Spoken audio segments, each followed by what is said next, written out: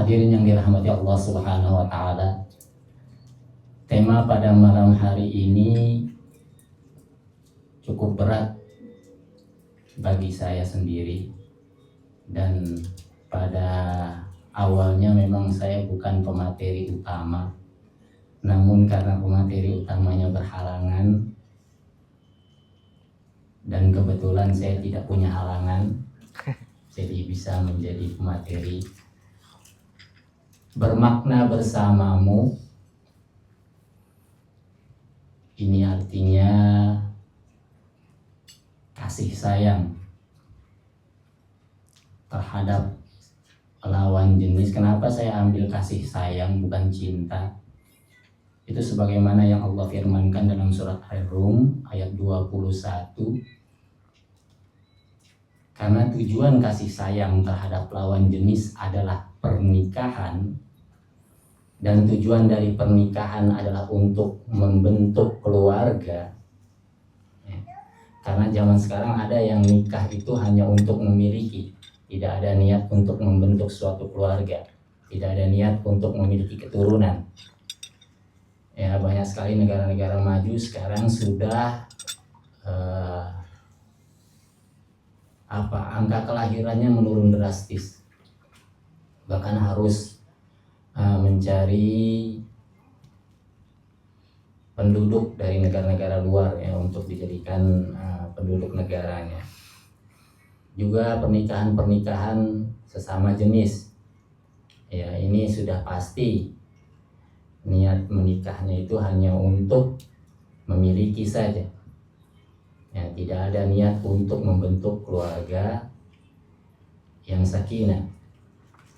Dalam surat Ar-Rum Allah Subhanahu wa taala berfirman, A'udzubillahi minasyaitonirrajim, wa min ayatihi an khalaqalakum min anfusikum azwaja litaskunu ilaiha wa ja'ala bainakum mawaddatan wa rahmah.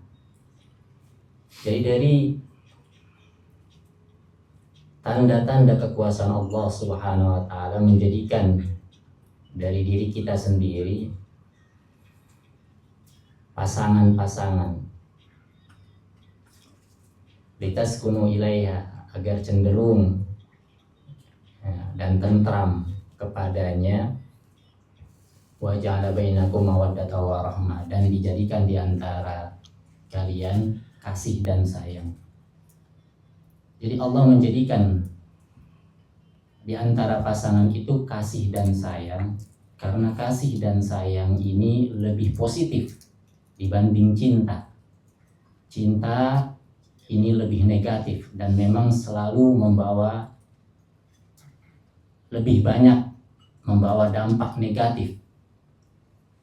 Ya, itulah kenapa Cupat Kai itu mengatakan begitulah cinta, beritanya tiada akhir. Kalau yang lahir tahun 90-an tuh pasti tahu siapa Cupat Kai itu. Itu pangeran cinta itu. Ya, jadi kalau bicara soal cinta itu pasti lebih banyak dampak negatifnya.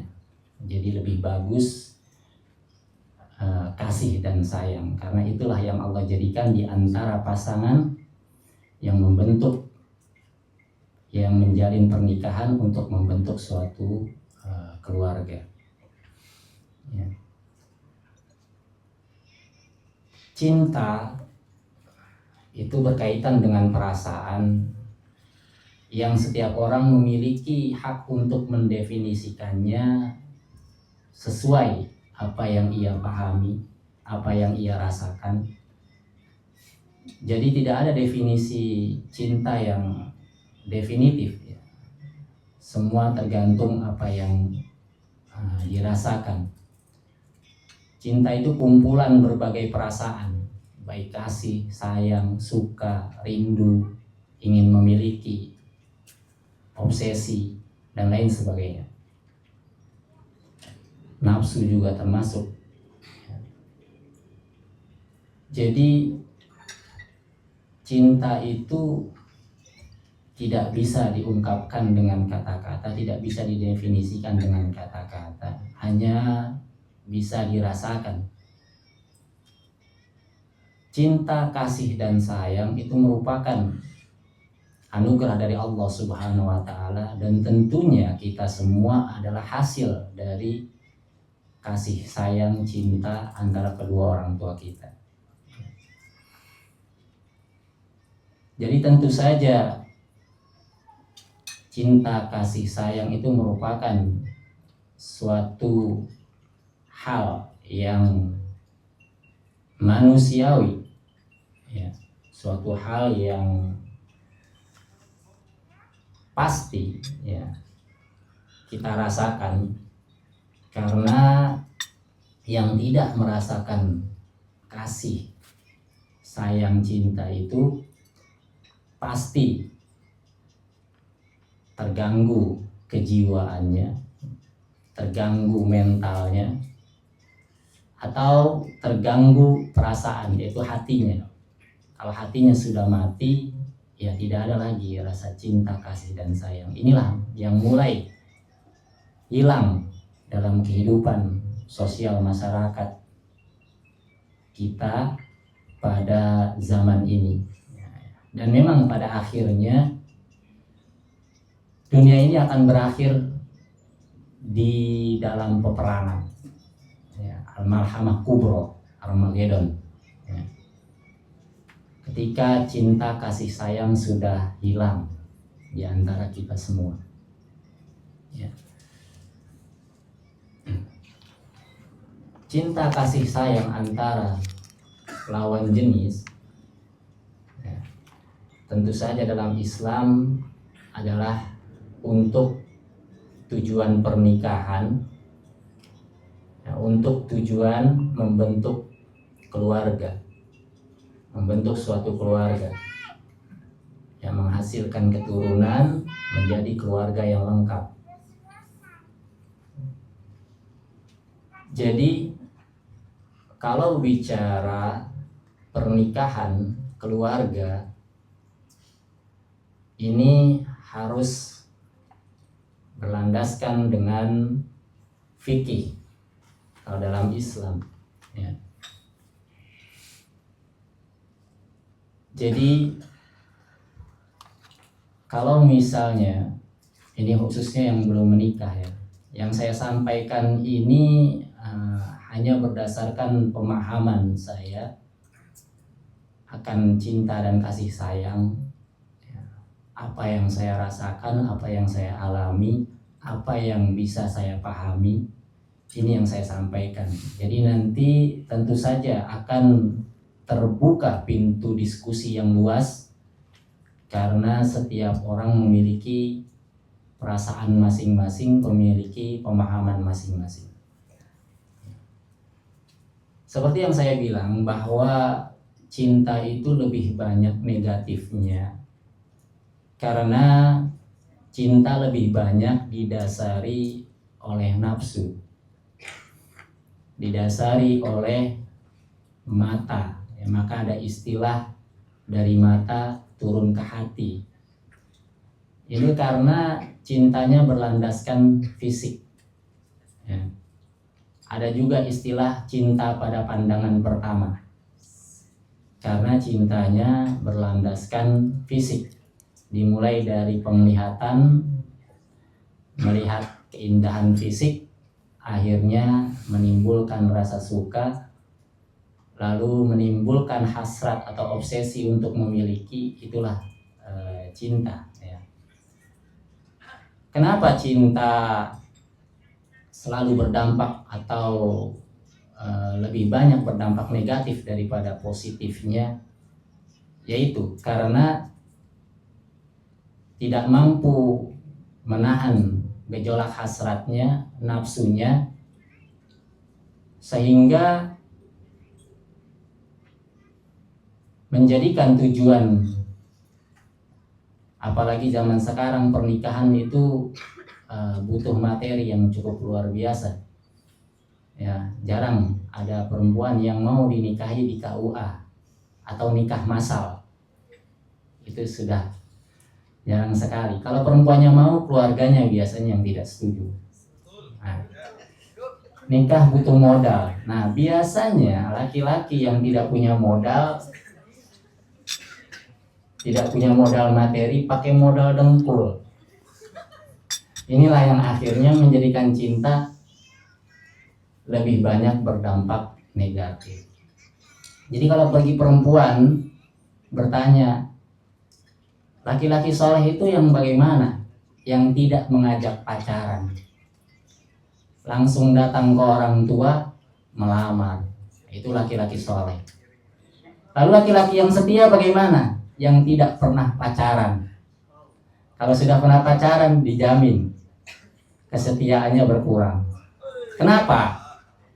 Karena dia sudah mencintai lebih dari satu orang, karena sudah pernah mencintai pacarnya. Ketika putus, dia harus mencintai pacar berikutnya. Putus lagi, mencintai pacar berikutnya. Jadi cintanya sudah berkali-kali. Jadi sudah, kesetiaannya itu sudah sangat menipis, ya, karena cintanya sudah kemana-mana. Ya. Itulah kenapa dalam hadis juga diurutkan seperti itu. Condongnya manusia memilih pasangan itu diurutkan dalam hadis seperti itu. Tunkahul mar'atu li arba'in. Perempuan itu dinikahi karena 4 alasan, 4 perkara. Yang pertama limaliha. Nah, orang itu biasanya mencari pasangan itu pertama itu karena hartanya. Perempuan lihat cowok pasti karena hartanya dulu. Sekarang nggak zaman tampang, ganteng doang, kalau nggak punya duit buat apa? Ya. Sekarang itu yang paling penting itu isi dompet. Tapi sekarang uang nggak pakai di dompet, sekarang uang di HP. Berarti yang paling penting HP-nya sekarang. HP-nya itu apa? Bobanya ada berapa? Tipenya apa? Nah, seperti itu sekarang. Lihat kendaraannya apa? Nah, dan itu memang dalam hadis jauh dari zaman Rasulullah SAW itu sudah diketahui bahwa condongnya manusia mencari pasangan itu karena hartanya, limariha. Yang kedua, lihasabi atau linasabiha, karena keturunannya. Pasti yang dipandang itu keturunannya. Nah, banyak yang nikah itu karena marga, karena keturunan siapa. Banyak juga yang pernikahan itu karena ya ikatan keluarga, karena ada landasan bisnis, landasan politik dan lain sebagainya. Dan yang ketiga li jamaliha, baru karena fisiknya. Yang terakhir, orang itu menikah baru karena agamanya, tapi disitulah yang diingatkan oleh agama, fasfar bidzatiddin taribat siyadaka. Pilihlah yang memiliki agama, maka kamu akan beruntung. Jadi kalau kita memilih pasangan karena agama, itu nanti dapat semuanya. Uang dapat, keturunan dapat. Kalau kita tidak mendapat keturunan ke atas yang baik, kita bisa membuat keturunan yang baik, keturunan ke bawah nanti. Kalau ke atasnya memang tidak memiliki nasab yang baik atau yang terpandang istilahnya. Nah, baru juga mendapatkan fisik. Kalau sudah punya uang, ya, itu gampang, fisik bisa dipoles. Yang hitam bisa putih, yang jelek bisa ganteng, yang giginya ompong bisa rapi, yang giginya tidak teratur bisa rapi, yang bopeng bisa hilang. Semua bisa diatur itu sekarang, zaman sekarang.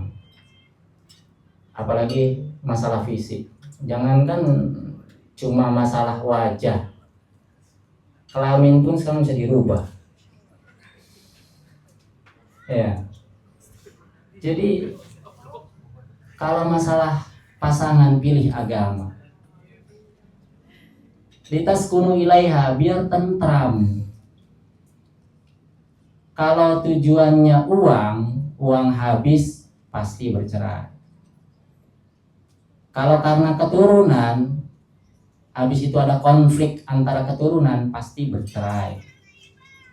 Misalnya marga ini sama marga ini awalnya rukun, akhirnya menikahkan keluarganya, tiba-tiba ada perpecahan di antara keduanya, akhirnya menjadikan konflik antara kedua marga tersebut, akhirnya udah mau tidak mau keluarganya juga ikut pecah.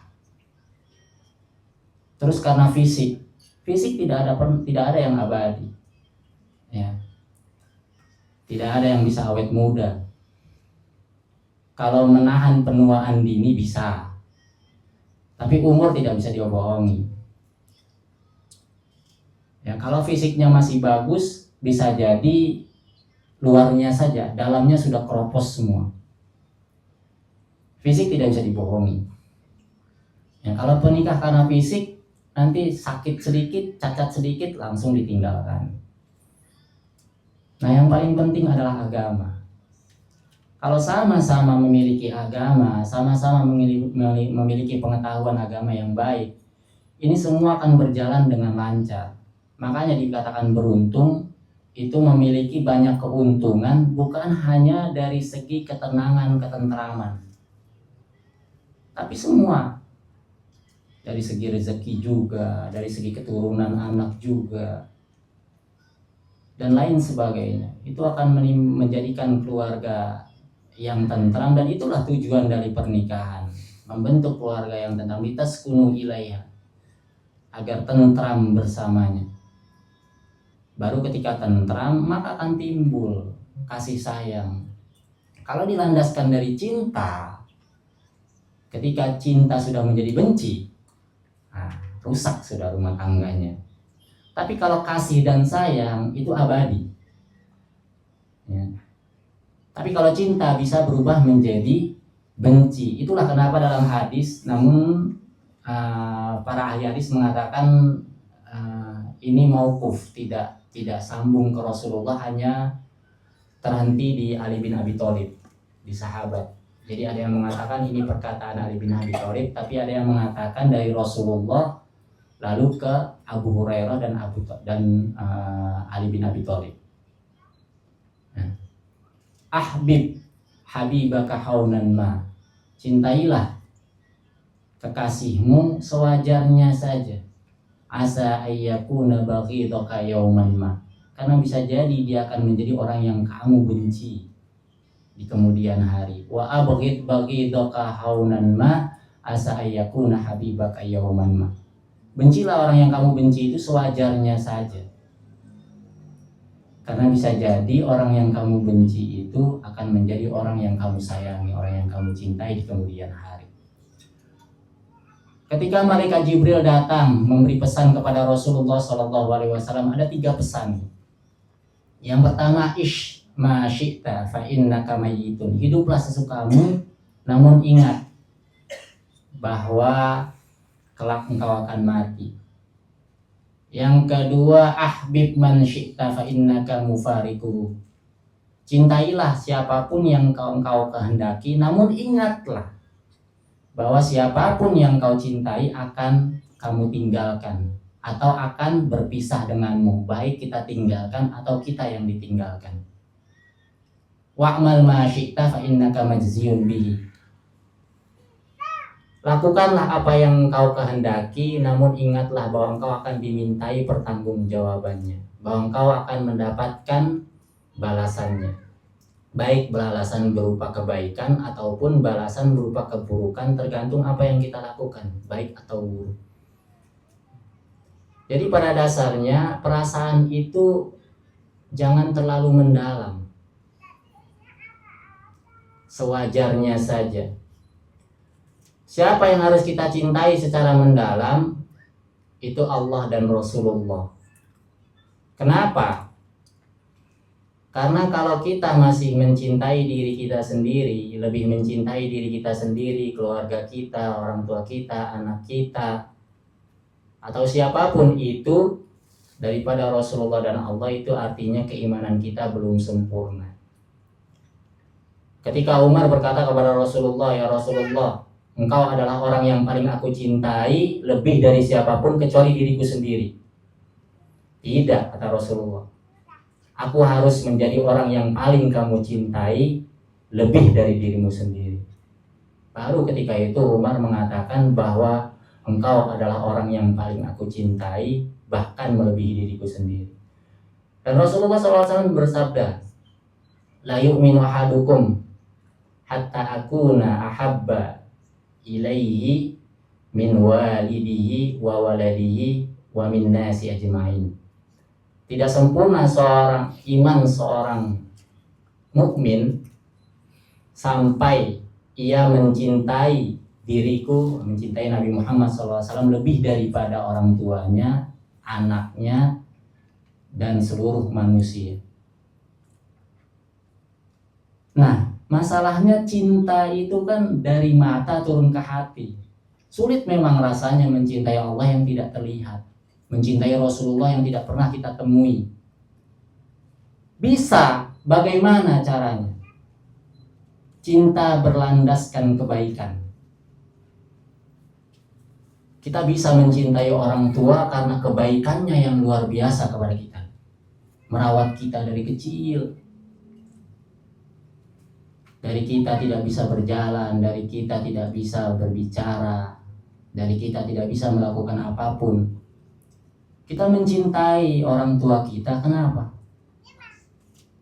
Karena kasih sayangnya kepada kita yang luar biasa. Kita bisa mencintai Rasulullah karena apa? Karena hidayahnya yang luar biasa kepada kita, sehingga kita hidup dalam hidayah Islam pada saat ini. Perjuangannya yang luar biasa menyebarkan agama Islam.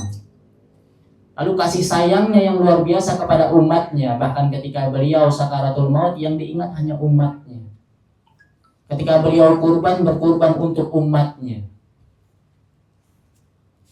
Begitu besar kebaikan, rasa syukur kita kepadanya itu bisa menjadi rasa cinta. Begitupun kepada Allah Subhanahu wa taala. Apa yang tidak Allah berikan kepada kita?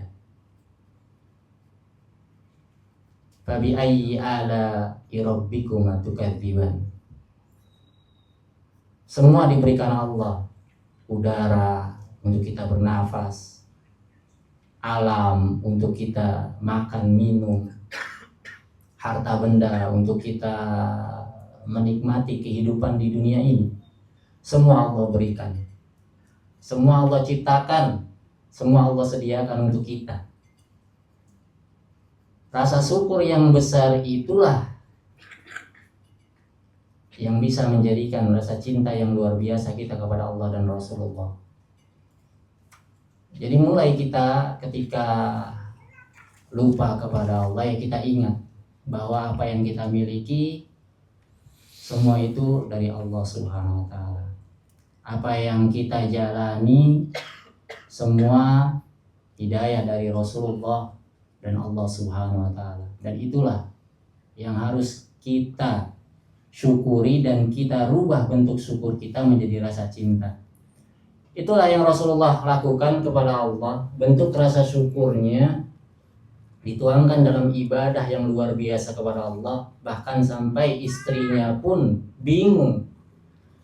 Bagaimana Rasulullah yang sudah diampuni segala dosanya, baik yang telah lalu maupun yang akan datang, yang sudah dihapus dosanya,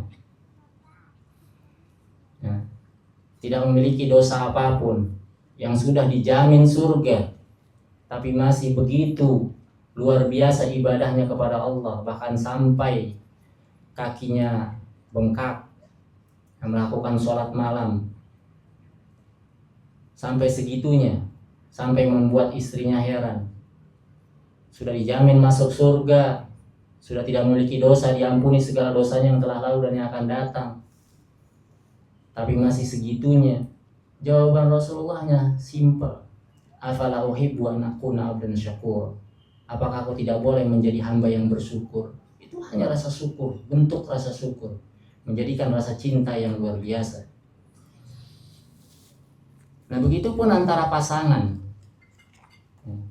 Kalau kita selalu berterima kasih kepada suami, kita berterima kasih kepada istri apa yang telah diperbuatnya sepanjang hari, saling berterima kasih, saling menghormati, maka akan timbul rasa kasih sayang yang luar biasa. Kalau hanya bermodalkan cinta fisik, bermodalkan cinta harta, semuanya akan pudar. Dan ibadah yang paling lama menurut ulama yaitu pernikahan. Nah, ini ibadah yang paling berat. Oleh karena itu, setan membenci pernikahan. Kenapa? Karena pernikahan inilah jalur menuju neraka dan jalur menuju surga. Kalau kita bisa menjadikan keluarga kita keluarga yang sakinah mawaddah warahmah, ini jalan menuju surganya ini terbuka lebar. Inilah kenapa setan ini sangat membenci pernikahan. Karena sholat gampang sekali, 5 waktu hanya 5 menit setiap sholat atau 2 menit setiap sholat, dan rata-rata sudah pasti tidak khusyuk. Apalagi zaman sekarang, handphone bunyi sedikit pusing kita. Gampang itu merusak ibadah seseorang dengan riya, dengan sum'ah, itu gampang sekali bagi setan. Tapi merusak pernikahan itu sulit sekali. Ketika suami istri bertengkar, lalu ingat dengan agamanya, ingat dengan Allah dan Rasulullah, rukun lagi. Nah, itu sulit bagi setan itu, makanya benci setan itu dengan pernikahan. Walaupun ada ulama yang mengatakan ibadah yang paling lama itu ya sholat, karena dilakukan dari umur 7 tahun sampai wafat. Sedangkan nikah rata-rata umur 25 sampai 30 tahun baru nikah sampai wafat. Tapi kalau dikalkulasikan, sholat itu kan hanya sekitar 2 sampai 5 menit. Lalu dikali 5 kali sholat, jarang yang sholat sunnah. Rata-rata hanya sholat wajib saja. Kalau ditambah sholat sunnah, ya paling lama dalam sehari itu 2 atau 3 jam saja. Sedangkan pernikahan apalagi kalau sudah punya anak, itu bisa 24 jam. Anak bangun, nangis, rewel, itu bisa 24 jam. Apalagi yang suka bergadang, jadi ibadahnya 24 jam. Pagi kerja untuk menafkahi anak istri, malam nafkah batin, lengkap sudah ibadahnya, ya kan? Nah, ibadah yang dibenci setan ini sudah pasti ibadah yang paling sering diganggu. Inilah kenapa yang paling banyak masuk neraka dari kaum laki-laki dan dari kaum perempuan itu bukan karena ibadahnya, tapi karena pasangannya. Makanya inilah pentingnya menikah, mencari pasangan berlandaskan agama. Rasulullah SAW pernah diperlihatkan neraka. Rasulullah bersabda, "Uritun nar," aku pernah diperlihatkan neraka, kata Rasulullah. "Fakana aktsaru ahliha an-nisa." Paling banyak penduduknya atau paling banyak penghuninya itu adalah kaum perempuan. Yakfuruna, kata Rasulullah, mereka kufur. Lalu para sahabat bertanya, ayakfuruna billah, apakah mereka kufur kepada Allah? Mereka tidak bersyukur kepada Allah? Kata Rasulullah, tidak. Yakfuruna al-ashira wa yakfuruna al-ihsan. Dia kufur terhadap pasangannya, terhadap suaminya, terhadap kebaikan suaminya. Suaminya berbuat baik sepanjang hari, tiba-tiba mecahin piring di rumah, langsung ngamuk istrinya. Suaminya berbuat baik setiap tahun, sepanjang tahun, tiba-tiba melakukan kesalahan sedikit, langsung istrinya mengatakan, saya tidak pernah melihat kebaikan dalam dirimu. Nah, itu dalam hadis Rasulullah dikatakan gitu. Dikatakan seperti itu, istri masuk neraka, paling banyak masuk neraka karena kufur terhadap suaminya, kufur terhadap kebaikan suaminya, tidak mensyukuri suaminya yang cukup baik, yang cukup soleh. Cukup ya, karena kita kan bukan nabi, kita manusia biasa ya, jadi cukup baik, bukan yang sempurna.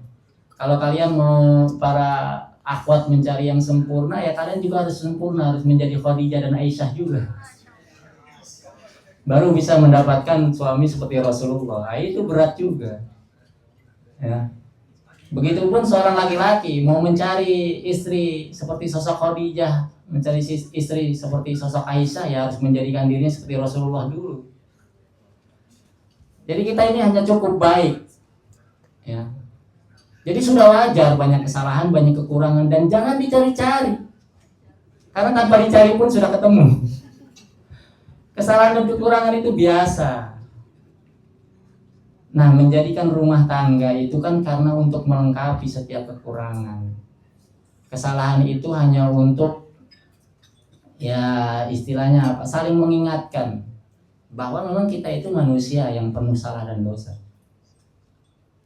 Begitupun laki-laki paling banyak masuk neraka bukan karena ibadahnya, tapi karena lepas tanggung jawab terhadap perempuan. Yang pertama, seorang suami yang zalim, tidak bertanggung jawab kepada istrinya, tidak mendidik istrinya, tidak menyayangi istrinya, tidak membimbing istrinya. Istrinya main TikTok saja.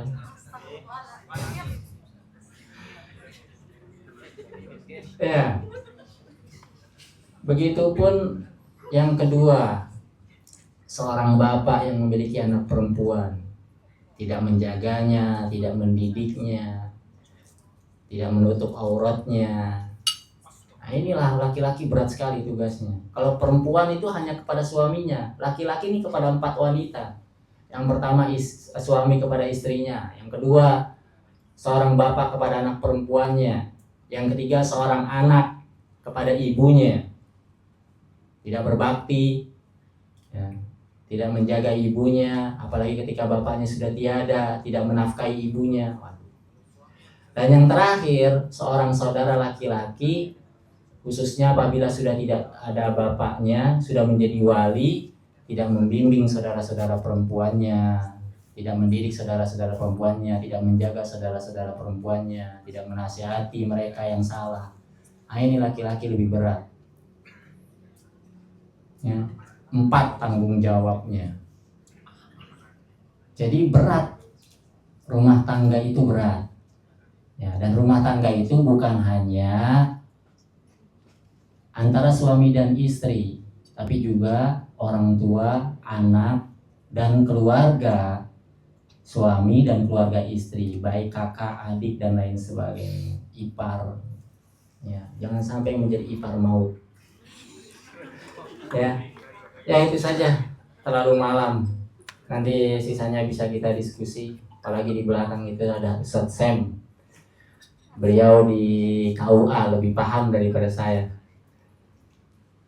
Fikih ahwal syahsyiahnya atau fikih munakahahnya itu lebih mendalam daripada saya. Jadi kita bisa diskusi, nanti juga beliau bisa menanggapi ya, karena seperti yang saya bilang bahwa cinta itu tidak bisa diungkapkan dengan kata-kata, tidak bisa didefinisikan dengan kata-kata. Semua bisa merasakan, semua bisa memahami, semua bisa menjelaskannya sesuai dengan apa yang dirasakan. Mungkin itu saja. Al-afu atas segala kekurangan dan kesalahan. Assalamualaikum warahmatullahi wabarakatuh. Waalaikumsalam warahmatullahi wabarakatuh.